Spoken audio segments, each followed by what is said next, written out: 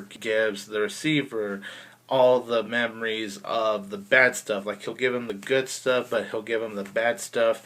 And it's just really interesting to see how this character is starting to see the world not in black and white, but more in color. He's starting to feel more free now that he actually knows more about the world. The storyline was interesting for the most part. I found myself invested. We get to see what happens in the Giver's backstory, and you kind of feel bad for the guy. It does have something to deal with the role that Taylor Swift actually plays, and without really giving away her role, she was good as this character in The Giver's past. Meryl Streep, she plays the chief elder, the one that's really strict about the world. She wants to make sure no one has memories of the world, and they're actually after Jonas because of the fact that he's starting to be more aware of what the real world is like. But she actually does do a good job. Odeya Rush plays Fiona, and you could say that her and Jonas, they have some kind of sweet friendship going on. Like,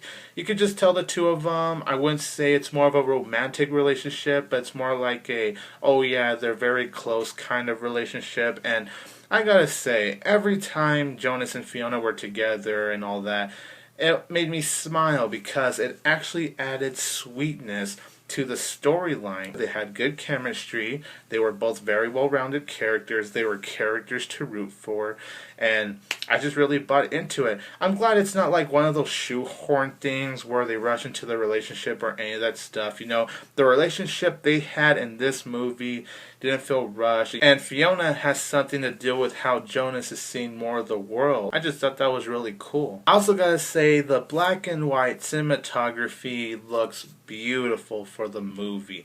I was actually blown away how great the cinematography looked in black and white. It was really breathtaking, and it was just as breathtaking when the cinematography was in color. I also really enjoyed how the movie has thought-provoking messages about how, yes, we have bad going on in the world, but just because there's bad doesn't necessarily mean everything in the world is bad. There is good to the world, and we should live life as positive as we can. Let's not see everything so negative, even with the crap that goes on. I really enjoyed how the movie played out, especially when it comes to the ending, because when they played that out in the ending with the imagery, it was quite powerful and deep in its own messages. Whenever there were some action scenes, sprinkles of them, it was really good, visually beautiful.